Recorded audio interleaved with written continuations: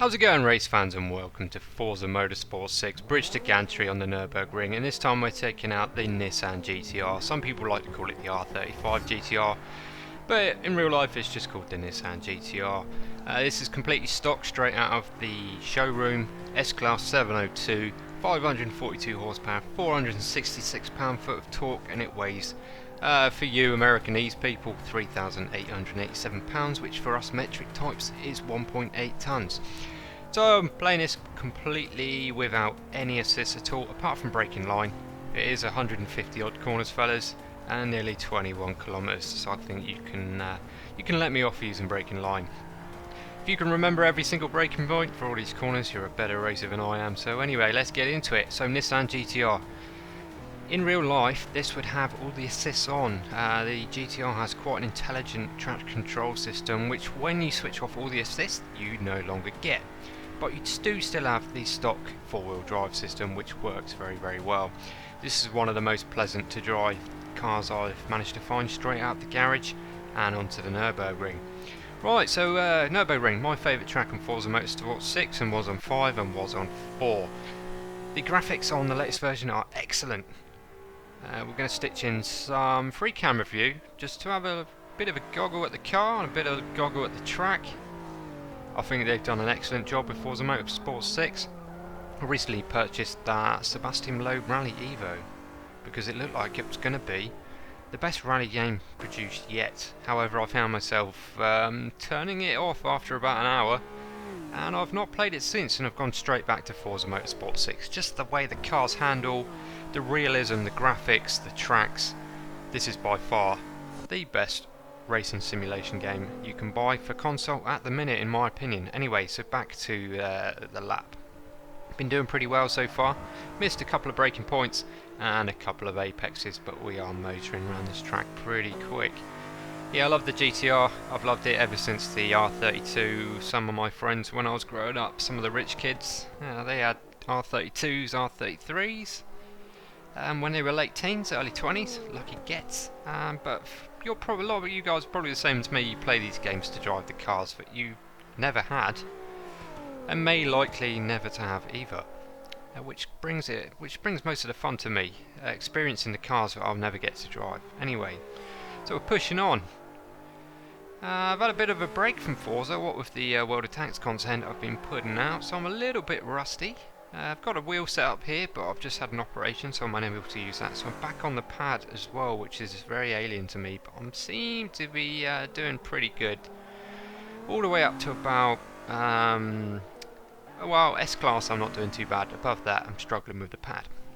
Anyway, back into the cockpit. Also, the sense of realism you get from Forza Motorsport 6, the sense of speed is there, which you don't get with a lot of other games. When you're tanking along in one of these cars, you really do feel it. Right, very important corner here, need to maintain the RPM going up the hill to get the best exit for this long drag back down to the next corner. Right, pushing on then, hit that apex nice, into the braking zone, managed to get this nearly 2-ton car under control.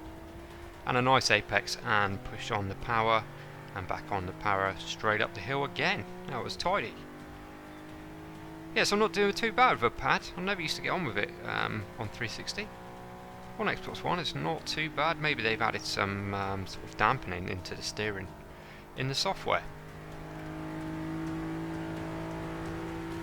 Anyway, 5th gear, 150 mile an hour. See, there's a red braking point there, but you can ignore these on this stretch. Maybe it's a bit of a back off into 4th gear for that one, but the one before you can completely ignore. Heavy into the braking point for this one. Slow the car down.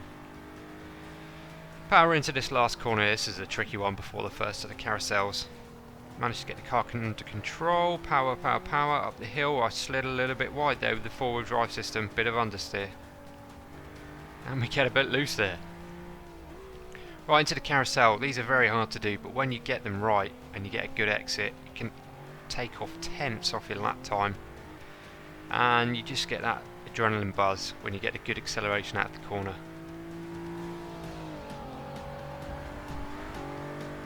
Right, so we're coming into a very famous set of curves here. If any of you guys have watched any Nürburgring fail videos on YouTube, the majority of them are filmed just up here.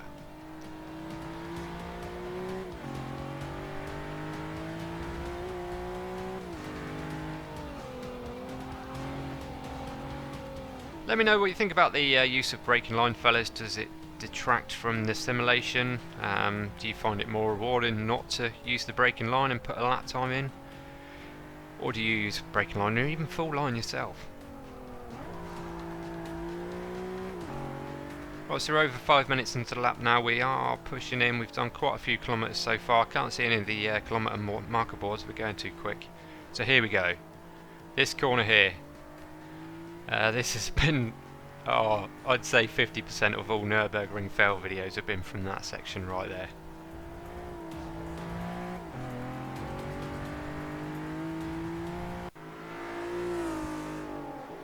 Right, back into free camera view, let's have a look at this car.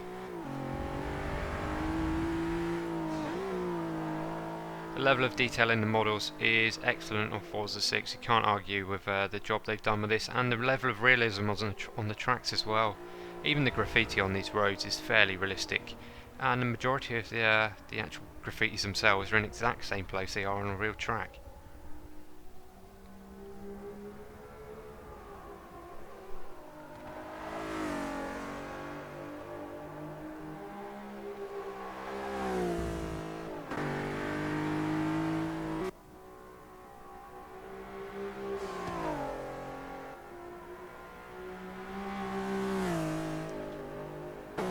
Right, so we're getting towards the end of the lap now. There's a few tricky sections coming up, and especially a last corner leading onto the final straight.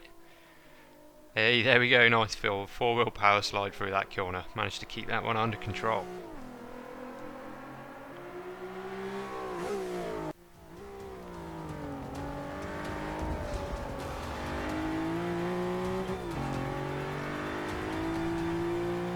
Right, 6 minutes 37 then, coming into the final set of corners. These are very important to maintain, well not maintain, give you the best acceleration out of the corner for the ridiculously long final straight to come up under the gantry. Right, 4th gear, red line 4th, change to 5th. We'll make it into the 6th gear on this straight. Remember, this is a completely stock car, I've not tuned it at all, fitted any upgrades at all. This is straight from the garage. 6th gear, 185 mile an hour. We're going to bust 190. There we go, there's 190 in a stock car. It couldn't quite hit 200 there. I might do this again with this car and see if I can bust 200 at the end of that straight.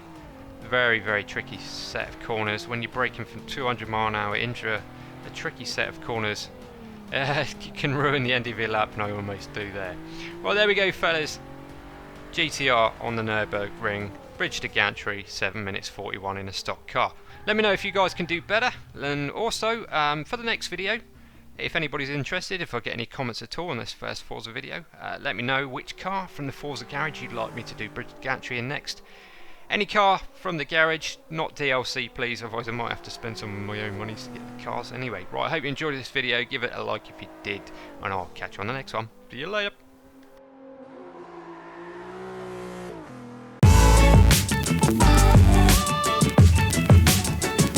We'll be right back.